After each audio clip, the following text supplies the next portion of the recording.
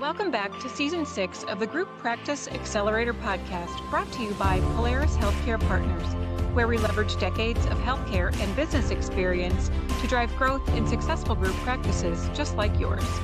If you're a healthcare entrepreneur and you're interested in building, scaling, or exiting your group practice, you've found not only the industry's leading resource for business education, but a team of trusted advisors dedicated to helping you achieve and exceed your goals.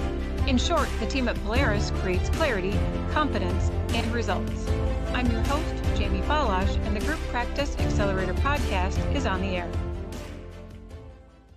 Hey everyone, thanks for joining me again this week, because today we're going to tie a couple of topics together for you that can really help boost your profitability. So stick with me and I'll explain. So as most of you know, doctor development and clinical coaching are foundational for any practice looking to grow their providers in terms of skill set, confidence, and subsequently production. And for those of you who attended our Leadership Advantage Masterclass back in January, you can already echo how critical it is to support your providers, whether they're associates or partners in your organization. Because when you invest in doctor development, your entire business is positioned to reap the cultural and the financial rewards. Now, we've done a handful of podcasts with Dr. Vivek Solanki, who is our tip of the spear on clinical coaching here at Polaris. And his work with clients is impactful in all the ways I mentioned, and it's backed by data, of course. And no doubt you've caught one of the many episodes I've done with my colleague and partnership expert, Mark Flock, where we've unpacked the benefits of offering earned or buy-in equity for your doctor providers and how that can support culture and increase revenue in separate but really related ways to doctor development. So today, we're going to lace all of that together because as we've experienced with our clients, when we tie doctor development to a partnership pathway for doctors, we see a meaningful increase in not only profitability, but retention and the excitement from providers that get to be a part of something bigger, because the ADA's Health Policy Institute, their data still confirms for us that docs do want to be owners in some fashion, just as you did when you began practicing. But maybe that looks a little bit different for newer providers today. In any case, I don't tackle these topics on my own. I always bring in expert resources for you. So I've invited Mark to come and join me back behind the mic again today and to help us explore what tying doctor development to partnership could look like for you. Mark, welcome back to the show. Thanks for having me, Jamie. Well, good to see you. Let's jump right into today's topic because this is your area of expertise. And we've done a ton of podcasts. And to our listeners, if you haven't heard those, please go back through our episodes because you'll find about a dozen of them that give great partnership resources, right? I know, Mark, you've done a ton of them with me. But let's start with today's topic from a sense of why is doctor development so important to profitability? And maybe start with that. Yeah. So on the consulting side of what I do as well, along with the partnership side, Jamie, that you mentioned, I hear all the time from doctors and from business owners that their associates and doctors are always talking about pay. I want to make more money. Yes. I need to make more money. Where's my bonus at this year? Or how can I need to make X, and it's always much greater than what you're currently paying them, even though it may be a very fair and advantageous, clinical rate, whether you're a specialist or even a, general dentist. So I think the thing here is, whether you have $700,000 producers or even $1.2 million producers today, like I said, the majority of them are asking for more pay. So what can you do to increase that over time?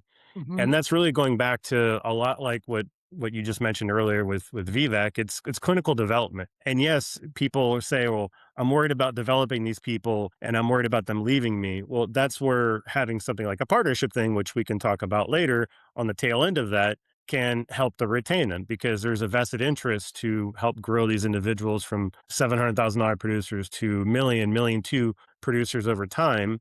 And that's when you realize you don't necessarily need to hire more people always.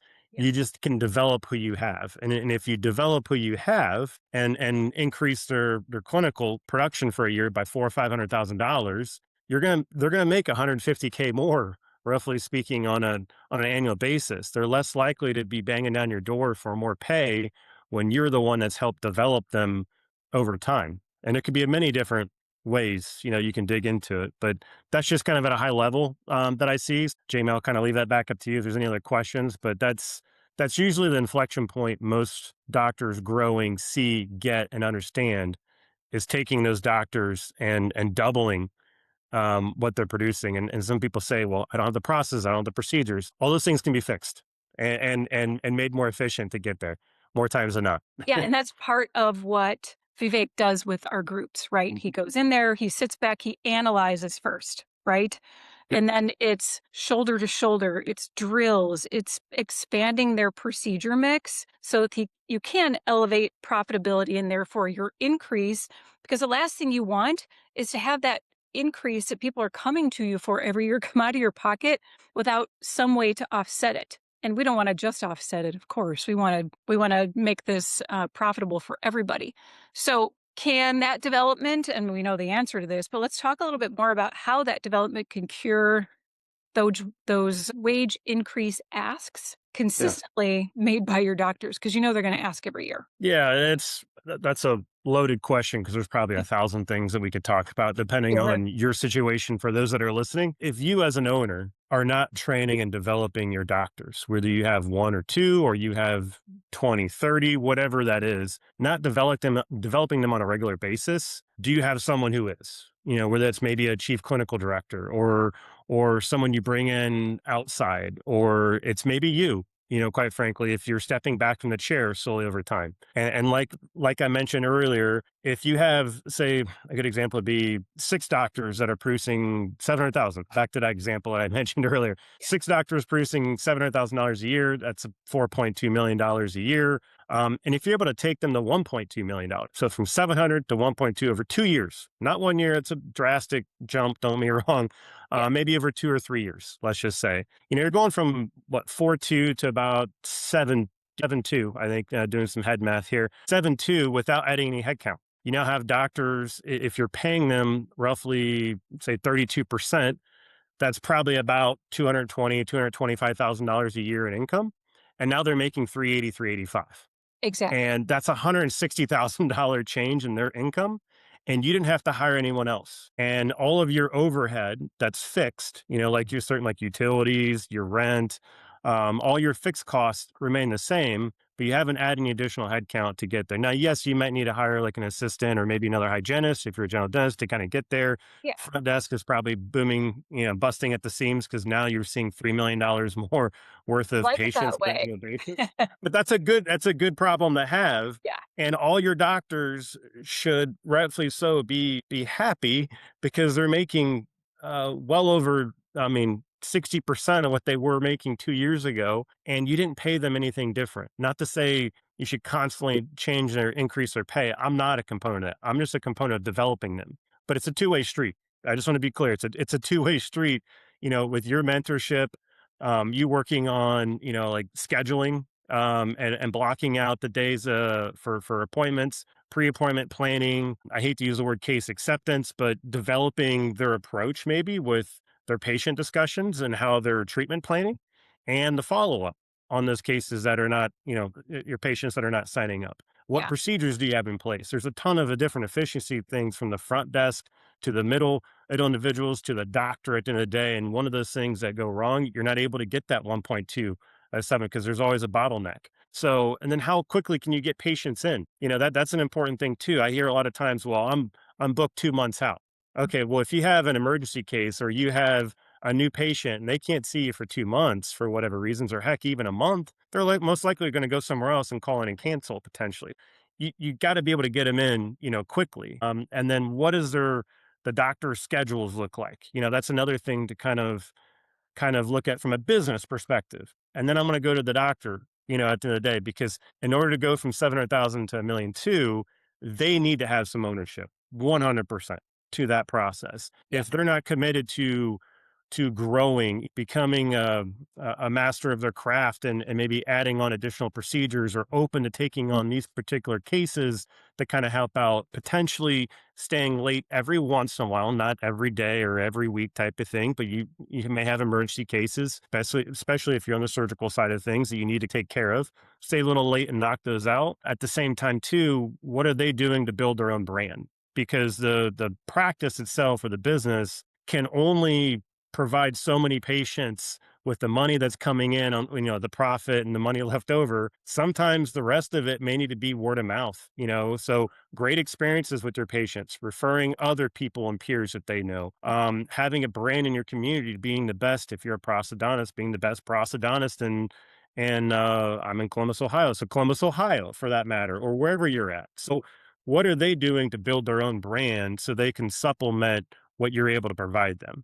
At the end of the day, your job as an owner is to give them kind of, put food on the table. And if they want to have extra, they want to have dessert, they need to provide some effort, in my opinion, as well, to kind of get that. And it's a win-win for both. They make more money, they build a brand that's worth it. They have more reoccurring patients coming off the street to see them. And that's it. And you can kind of look at it by, are they getting any referrals from patients over the last year? Has any of their past patients referred them in anyone? Are they going out and taking any CE courses, or are they asking to do X, Y, or Z? This type of thing. So once again, it's a two-way street. I kind of shared a lot there, but that's how you go from 700 to 1.2. It's not just one thing. There's not a silver bullet there. It's a lot of different things working in the same direction. But that 700 to million two example is 160K potentially at that rate, which is a big number. It's a big number.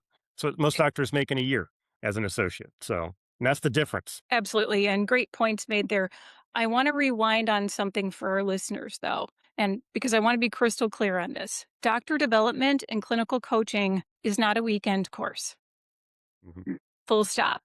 This is not, I'm going away for a weekend to learn X, Y, and Z.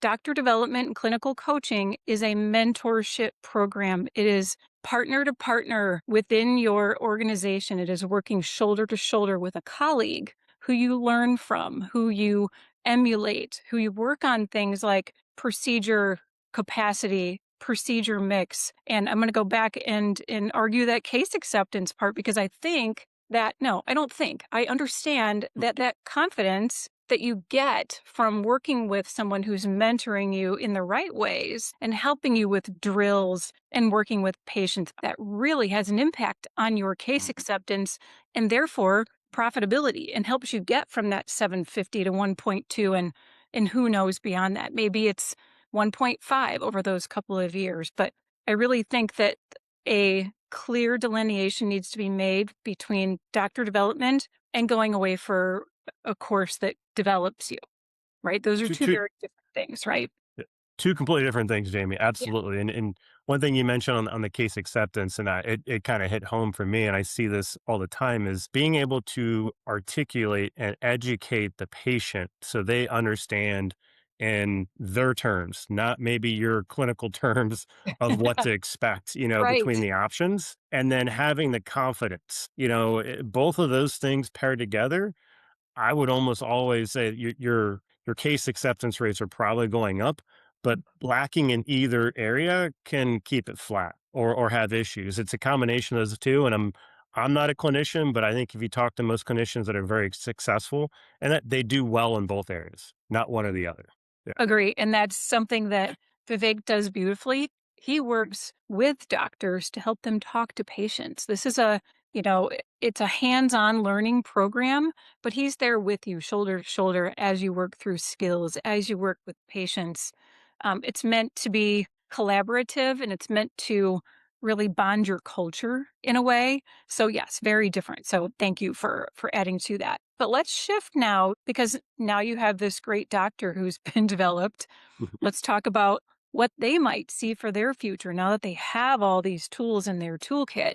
How would a partnership track work into their development plan? How do you see that? Yeah, so I mean, whether it's you're offering buy-ins, once they get to a certain point, they've earned the opportunity or have the seat at the table, you could offer buy-ins to them, and you could come up with a strategic plan. I do that with all my clients if that's the route that you want to go for, numerous amount of reasons, or it could be an earned equities type of solution based on their performance. So for those that, back to my example, I just use 700 and I think a million too. So if you say they're at $700,000 a day, there might be a target, I'd say a million, million two, or somewhere in that range. Could be more, could be less. We would evaluate that. But for those that are putting in the effort, doing the work that you're asking of them, you're also providing the development for them and the mentorship and the growth. And they're able to get to that million two number. That could be an opportunity for them to earn equity and become a partner in the business. And it could be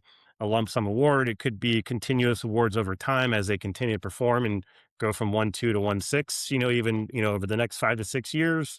The nice thing about it is now they have a place to call home because they're not only went from making whatever that example, I think it was like 225 and 385 or somewhere in there, go from making 225 to 385 and continue to go north.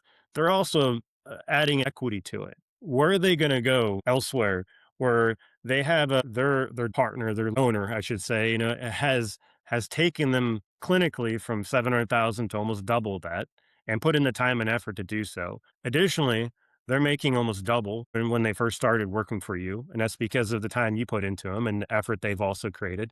And you're also allowing them to earn equity if they continue on that performance track. So it's where are they going to go that's offering all those things? And those are things that can separate you from your peers in your competition because I'd say 9 times out of 10, they're not offering either of those, or if not both of those in some cases. It's just, we expect you to show up, do the work, and we'll give you a check at the end of the day. So that can be a very strong retention tool for both you and for them. It's good for both parties because now, like I said, they can plant a flag, call it home, build up equity, create some wealth for them and their family as you continue to grow the business. At the same time, you don't have to continuously have to look to rehire someone. And the ones that are performing are being rewarded, and the ones that aren't can be your 8 to 5 people that show up, and that's great, but they're not earning equity, and they're not really helping you to row as quickly in the direction that you're looking for. Yeah, you made an So that important that's yeah. you made a Go really ahead. important point there that it's not for everyone.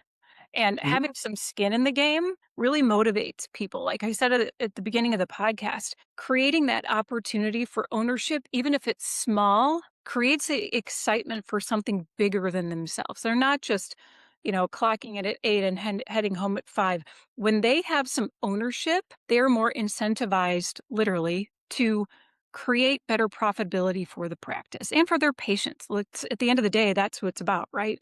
Doctor Yeah. development, not just it helps not only profitability, but it has to benefit the patient. That's who it's good for. And by default, it's going to help your partners, your practice, your profitability, all of that by default. Yeah, and not even just the retention. Retention is important, but it also could be as you grow, you're gonna need to hire new people. You may lose someone, or you just may be growing faster than your doctors can. There's a ceiling at some point. There always is. So they hit their ceiling. Is like, okay, I need to find 2 more associates. So imagine looking for that top tier doctor out there that's probably working somewhere else at this point in time, and you can have a conversation with them, and let's just say they're producing 7 8 $900,000 or whatever it is today at their current office, and you say, hey, in the last 2 years or last 3 years, we've taken all of our doctors that were doing $600,000 $700,000 a piece, and now they're all doing over $1.2 million over a matter of 2 years through our development program. This is our development program. You kind of go through at a high level what your expectations, what you give them, how you mentor them, and what's expected of them. We were able to increase their income, back to my example earlier, by over 150K in those first 2 years. So they can come in understanding, okay, if I'm going to produce 700,000, I'm going to make say 32% of collections. I'm going to make 220, and then within 2 years, I can make 380 or 385, whatever that number is. And oh, by the way, we actually have a plan and path for a partnership for those that excel, in that 2 to 3 year period. Yeah, We now have 3 partners that were in that program that started where you were, if you come on board 2 years ago, that are now partners in the business. And we expect to have 3 more in the next 2 to 3 years. And we hope that you're one of them. That yeah, conversation goes drastically different with the person you want than saying, hey, here's the offer, and take it or leave it type of thing. I mean, you're not selling it. You're just kind of bragging about what you've done, but it's all factual information, and they're just eating it up, and they're asking you, when can I start? exactly. There's that And I excitement think that at we that talked point, about. yeah. Yep. Right. Also important to point out here that I know that there are probably a couple of newer listeners saying, I don't want to lose control. If I give up some equity, I'm going to lose control. Mm. No, that does not have to be the case. We've talked about this on a dozen other podcasts, and you've written LinkedIn articles and LinkedIn posts, and It does not have to be that way. This is a very customized plan that you create with doctors. So I really want to be clear to our listeners that it is about what you want for your business and it's very customized. So no, you're not giving up a bunch of control. It can be exactly what you want it to be. You just have to talk through those finer points, really. Yeah, to your point, Jimmy, that's a great point and thing to bring in there. And as I've mentioned that on many of my past ones, but obviously we haven't talked about it here. Absolutely.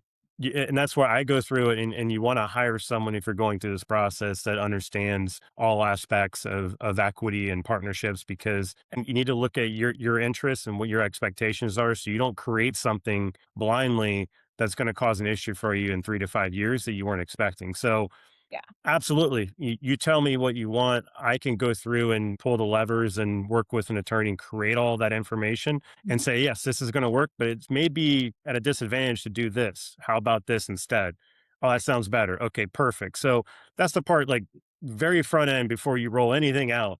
You have to go through that and create that structure and framework. And there's buttons where I can click yes, no is probably the simplest way to put it and we go through all of that together in the process. And it's Yeah, important. You absolutely have to do that you do. before you start creating the legal side of things. Yep. Yeah. And again, we work with some fantastic legal partners. Mhm. And for the founders out there considering this, rest assured it can be customized to what exactly you want. And there are provisions in there in case someone leaves, things like that. So these are all things that you work through and talk through before anything's created or put on paper. And Mark, I have one more question for you because this is going to be All right. important. This is going to be important for founders to hear. How is this stabilizing for revenues and profits for your business? Because that's an important element here. We can talk all day long about doctor development and partnership, but people want to stabilize their business and grow their business from there. Yeah, so it can be stabilizing for many different ways. If you look at it, I hear doctors a lot of times, let's just say, they're paying 32% of collections for that. If people are coming to them and saying, hey, I need a pay increase, and you're giving them bonuses or you're giving them going from 32 to 34%. Well, at Yeah. some point there's a ceiling. And if you go from 32 to 34 to 36, just to be competitive, and with the market and everything going on versus trying to develop them and make them more money at the same percentage, it's coming out of the business's profit. Every time you increase their pay by 2%, 4%, 6%, or whatever it is, or pay bonuses, it's pulling out of the EBITDA or the profitability of the business. At some point, you're underwater. If you continue on going that route and that's how you plan on continuing to incentivize them, you eventually become underwater because you're paying your doctors, say 40, 45%. If your EBITDA was say 10%, 15% before, now you're at 0 to 2%. You have no money to spend for marketing. You have no money to potentially pay next month's payroll. So you have to be looking big picture. And this is just, it's time and effort is probably the best way to put it. Yes, a little bit of money with the development side of things, but it's just time and effort from both sides to get there. And then obviously you need to spend money on marketing for new patients. That's important depending on demographics, the type of patients you're going after, if you're, Medicaid or insurance or PPO related or fee for service, and just like all of those kind of matter and how much you need to spend in marketing and where you're putting it. So in order to give those doctors the amount of patients to see to go from 700 to 1.2 at the same time. So and then obviously the equity that can be stabilizing for a doctor because at the same time, if you're a partner in the business, depending on how we set up that equity, they might be leaving some on the table if they choose to leave. If it's like an earned equity situation, so which is fine, but at the same time, they're more likely to stay and continue to grow that equity and produce more over time. So there's a lot of different things. That's a very loaded, broad question, but just to get back to the development and the pay, hopefully that example makes sense, Jamie, and just why at some point it's a double-edged sword that you can get in trouble with pretty quick, just constantly increasing pay rates. Yeah. Yeah, if you've got a hole in one of your pockets, that's that's gonna be Fair. at Yeah, some point, absolutely, "Where's all yes. this money going?" But you're Yep. absolutely right, you have to look at the bigger picture and how all these things tie together. It's not simply about retention, of course, that's important, because if you've invested in someone, you want them to be investing in your business, right? Mhm. Um, Absolutely. yeah. Well, Mark, so good to have you on the show today. lots to share as always. And to our listeners, we love the questions that you send us. So keep them coming and we'll keep delivering the content you ask for. You can always reach out to Mark at mark@polarishealthcarepartners.com. Or you can reach us by going to our website and then click on that little contact us button, and we'll get back to you right away. Mark, thanks for being on the show today. Thank you. Thanks so much for being a loyal listener and subscriber. If you enjoyed today's episode, please share it with a colleague and be sure to leave us a rating on any of your favorite podcast platforms. We'll see you on the next episode of the Group Practice Accelerator Podcast.